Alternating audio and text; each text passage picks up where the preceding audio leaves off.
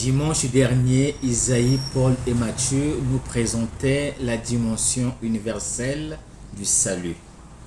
Les étrangers et les Cananéens d'hier et d'aujourd'hui ne sont pas exclus de l'amour éternel et fidèle de Dieu qui transcende nos schémas, nos préjugés, nos barrières, nos divisions, nos expériences religieuses limitées. Le cœur de Dieu est ouvert à toute l'humanité. Nous célébrons aujourd'hui le 21e dimanche ordinaire de l'année liturgique A. Les lectures d'aujourd'hui sont unies par la métaphore des clés. En première lecture, nous lisons ces paroles.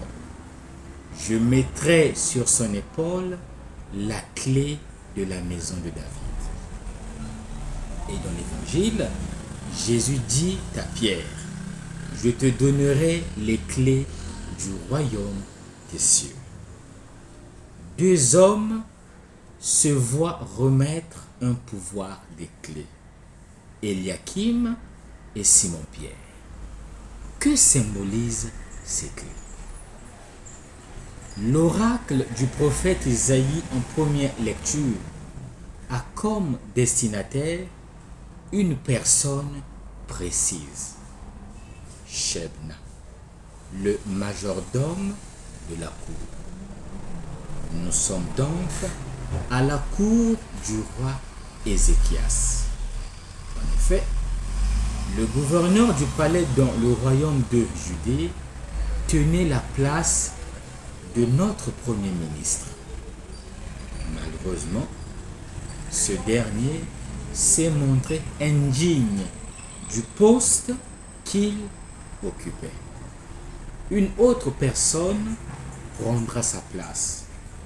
Voilà pourquoi il est démis de ses fonctions et remplacé par Eliakim.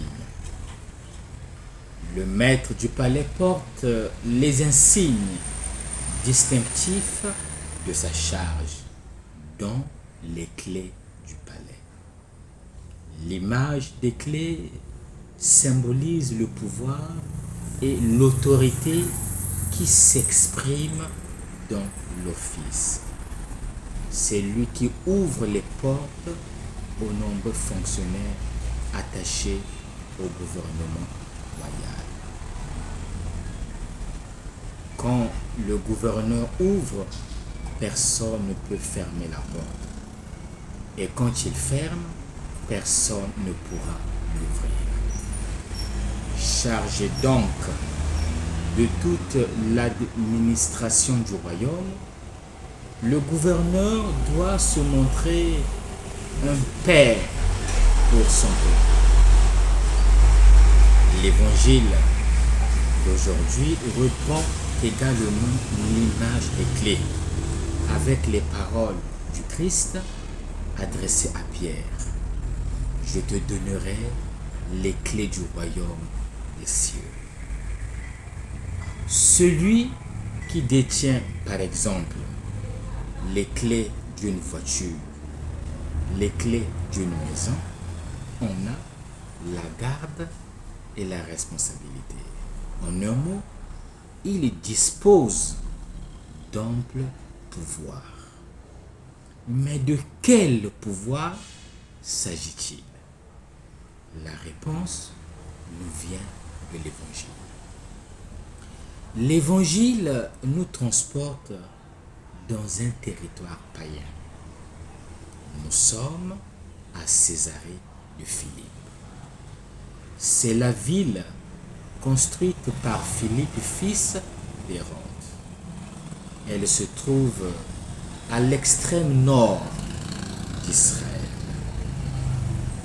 C'est dans cette localité que Jésus prend l'initiative de poser une question à ses disciples. Le Fils de l'homme, qui est-il d'après ce que disent les hommes? À la première interrogation, les disciples répondent en chœur. en rapportant 4 identifications populaires au sujet de Jésus. D'aucuns l'identifient à Jean le Baptiste, au prophète Élie, d'autres à Jérémie et d'autres encore à l'un des prophètes. À la deuxième interrogation adressée aux disciples pour sonder leur opinion, la réponse n'est plus collective. Mais Simon-Pierre répond au nom des 12, en reprenant et en complétant la profession de foi de ses compagnons, comme lors de l'épisode de la marche de Jésus sur les eaux. Tu es le Christ, le Fils du Dieu vivant. En lisant de plus près ce passage, nous nous rendons compte que l'intervention de Jésus adressée aux disciples se présente en 3 étapes.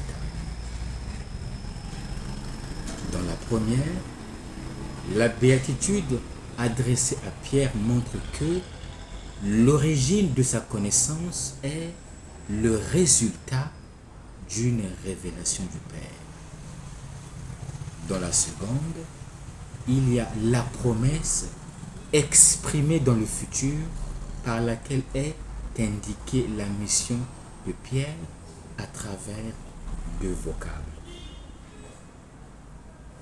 rocher et église. Enfin, dans la dernière, est indiqué le rôle de Pierre qui consiste en la remise des clés, qui s'exprime dans 2 verbes, lier et délier. En remettant les clés à Pierre,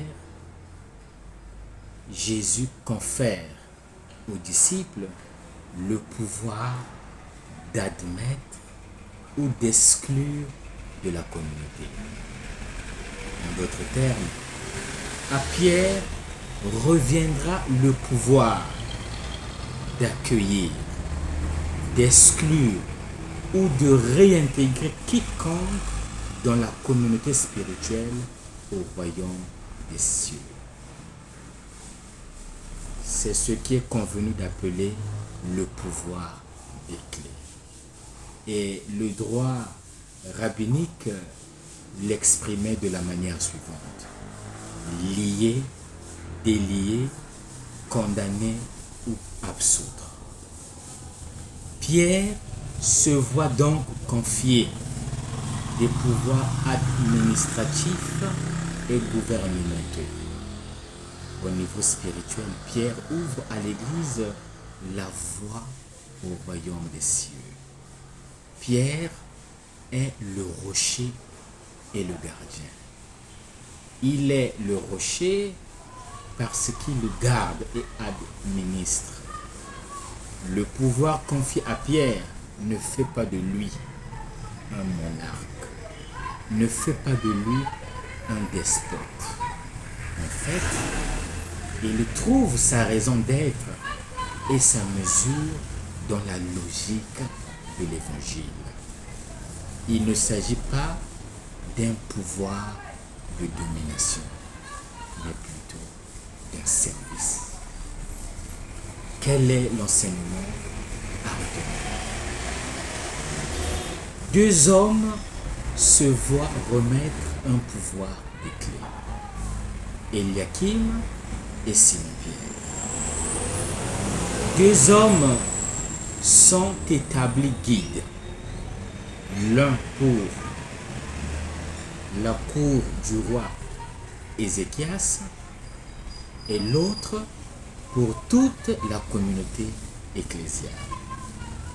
Les attributions et les responsabilités confiées à Pierre sont résumées en 3 métaphores: pierre, clé, lié et délié. Pierre est le rocher qui garantit la stabilité de la maison. Jésus est également appelé la pierre angulaire. Comme Jésus, Pierre est invité à exercer une fonction communautaire. En outre, Jésus confie à Pierre les clés du royaume. Elle symbolise la responsabilité dont Pierre est investi pour le futur royaume. Il n'est ni le portier de l'Église, ni du ciel. Il est celui qui est chargé de conduire le peuple de Dieu au royaume des cieux. Dieu a besoin de nous pour orienter les hommes vers le royaume des cieux. Dieu a besoin de nous pour orienter ceux qui sont désorientés dans la société, dans le monde et dans nos familles. Le Seigneur nous constitue aujourd'hui guide authentique de nos frères et sœurs. Quel type de guide sommes-nous? Sommes-nous de vrais ou de faux guides? Quelle attention portons-nous aux autres? Comment exerçons-nous l'autorité? Sommes-nous de ceux-là qui unissons ou dispersons? Depuis que nous sommes chrétiens, combien de personnes avons-nous déjà évangélisé? Que nous suggère aujourd'hui la figure du parrain et de la marraine? À quoi nous convie ce dimanche? Chacun, selon sa condition au sein du peuple de Dieu, est invité à être un guide selon le cœur de Dieu. Le pape pour l'Église universelle, les évêques pour leurs diocèses respectifs, les prêtres pour leurs fidèles, les supérieurs majeurs pour leurs familles religieuses, les laïcs pour leurs frères dans le monde, les pères et mères de famille pour leurs foyers et leurs enfants, les enseignants pour leurs élèves. Que nous reste-t-il à faire? Il ne nous reste plus qu'à conjuguer aujourd'hui le verbe faire. Que le Seigneur fasse de nous de vrais guides. Telle est la mission que nous recevons aujourd'hui du Seigneur. Mon frère, ma soeur, quel type de guide es-tu? Bon dimanche à tous et que Dieu vous bénisse.